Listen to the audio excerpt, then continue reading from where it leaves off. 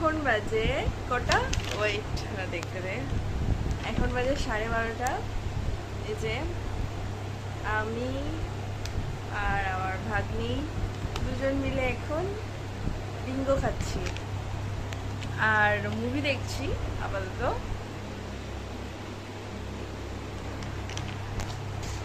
মানে আমরা সারা রাতি জাগি বলতে গেলে, আর ভোরবেলা ঘুমাই।